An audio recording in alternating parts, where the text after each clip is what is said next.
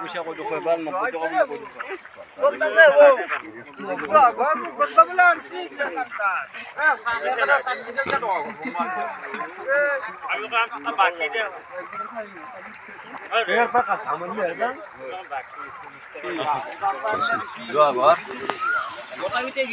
নমস্কাৰ বন্ধুসকল, এয়া বৰ্তমান মই আছোঁ পাগলদিয়া নৈৰ পাৰত।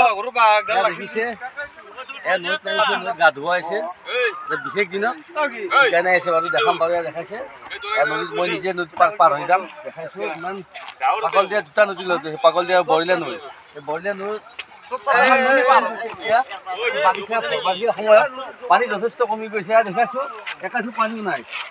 দেখিছে নৈ শুকান হৈ গৈছে। এয়া নৈত নামি যাম এতিয়া আমি, সিটোপাৰে পাৰ হৈ যাম হা।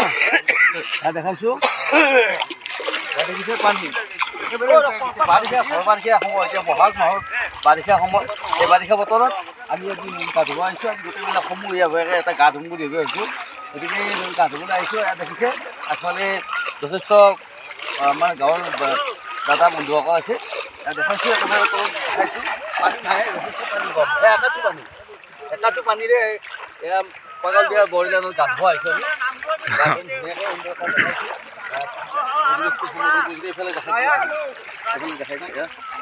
দেখাইছোঁ আমি একেলগে আজি গা ধোৱাৰ ওপৰত কৈছোঁ। গতিকে নদীত আহিছোঁ সুন্দৰভাৱে দেখাইছোঁ। সুন্দৰ যথেষ্ট পানী কম, একাঠো পানী আবাৰ বিয়াকে পিছলি পড়ে নদী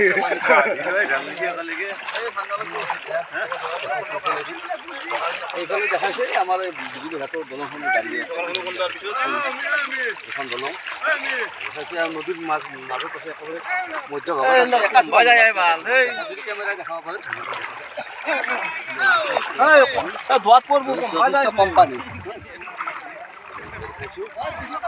এয়া দেউকো লৈছোঁ লগত। এয়া দেউ আছে আমাৰ লগত আছে। দেখাইছোঁ দেউ, এই দেউ খোজকাঢ়ি আছে, নিজে কাপোৰ পিন্ধি আছে ধুনীয়াকৈ। কি দেউৰ পাৰঘাট এই একাঠো পানী দেখাইছোঁ আমি তাতে। লগতে আহি আছে আমাৰ যথেষ্ট মানুহ। এয়া দেউ আছে আমাৰ ভক্তদেৱ আহিছে মাংসলী অনুষ্ঠান এটা কৰি ইয়াৰ পৰা গা ধোৱা পৰ্বটো চলিব। গতিকে সেইটো আমি বিশেষকৈ আমাৰ নামনি অসমত মাজে সময়ে কৰা যায়। আৰু সেই বস্তুটো কিনো মই ভালকৈ আপোনালোকক দেখাম বাৰু।